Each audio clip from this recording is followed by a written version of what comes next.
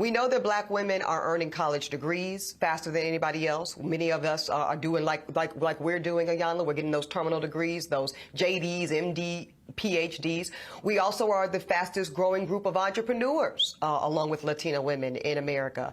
Pew Research said that women are now out-earning men. Yes. In 22 Yes. of the largest cities in America, including where I live, New York, DC, LA, you name it. When we talk, and I know that you've said that you cannot teach a man or tell a man how to be a man, so I will not ask you to indict men in this question. But I do want you to speak, Ayanla, to how women need to, position ourselves so that we can be in our divinity, so we can have our crowns right, how we can create and not build, when some of us, quite frankly, feel that the men that are available to us, and I'm talking about across the color spectrum, across the age spectrum, trust me, I've done them all, they are not positioned to protect nor provide because of some of the statistics we just talked about. They're not earning the incomes. They're not having the resources, and some of them are not even showing up in the leadership. Would you date a bus driver?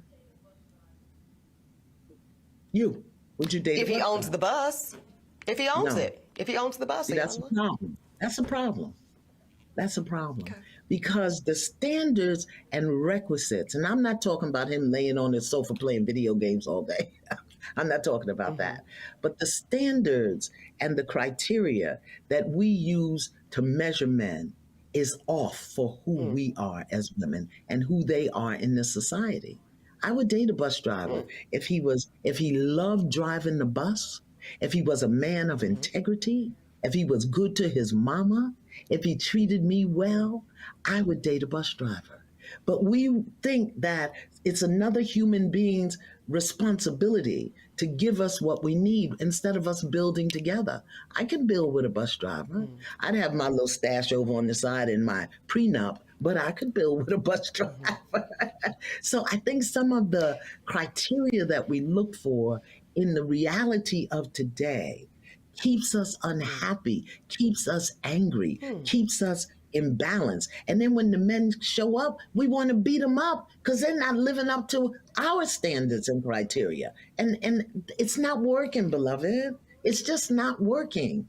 So it's not that it's bad or wrong, it's obsolete.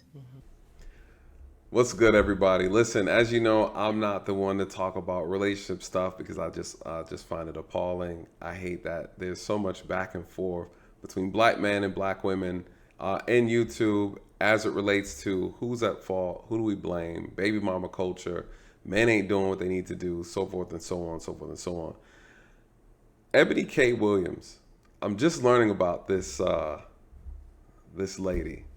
And I was a little bit disappointed in her response to the response that Ayanna Van Zant gave her, right?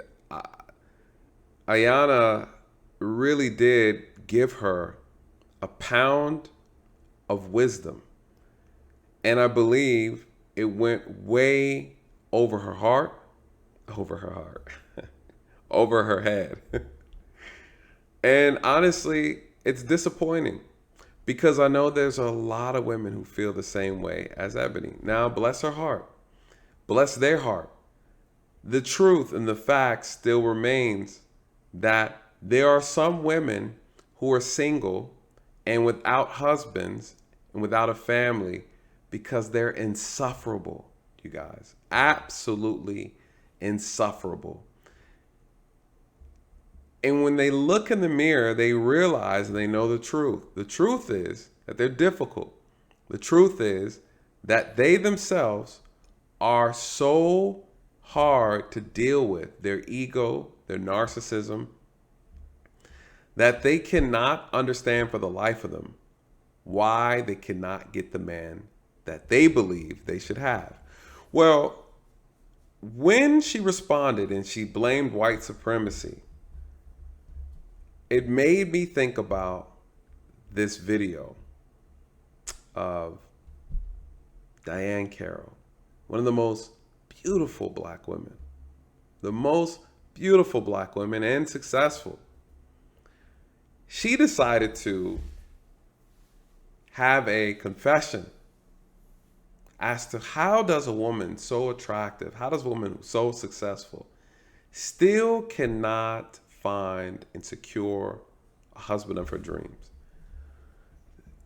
This is a message for Eboni Williams, and you might not want to hear it from me, but hear it from someone who is very similar to you. This is when we have to listen to our elders. This is when it's important to be able to slow to speak and quick to listen. Ayana tried to give you some wisdom and you missed it. But maybe Diahann can. Let's see what Diahann has to say.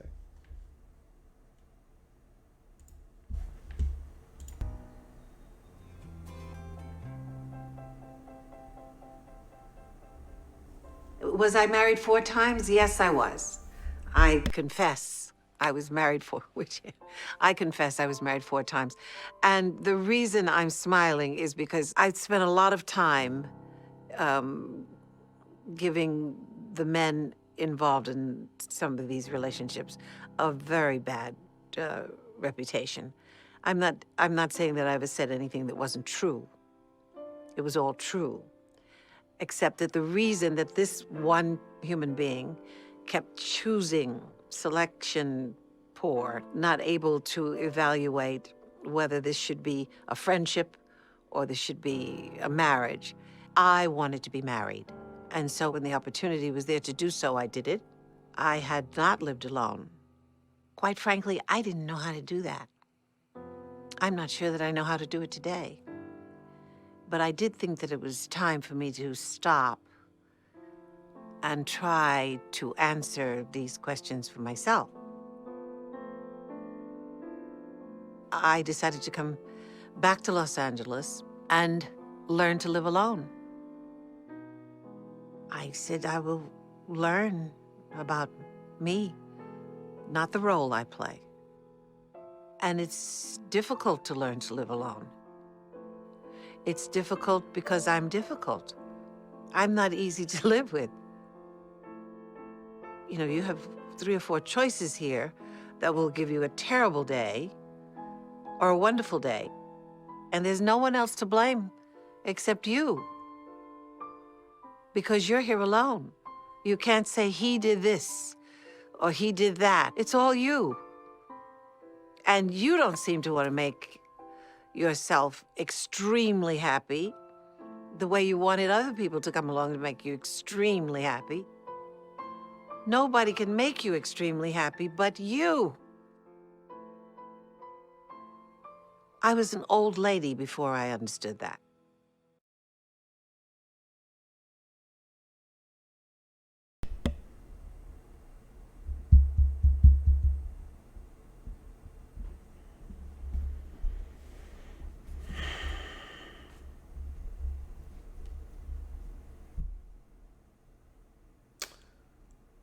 Sometimes we have to appreciate the knowledge and the wisdom of those before us and really understand what was being said. What do you guys think? I love her honesty. Beautiful, regal woman, Diahann Carroll. She said it was her. It was all her. That impeded in her getting the things that she wanted. You know, our job is to learn from those before us, you guys, or we're destined to repeat the same thing. And so, shout out to Eboni. Keep them standards high, sis.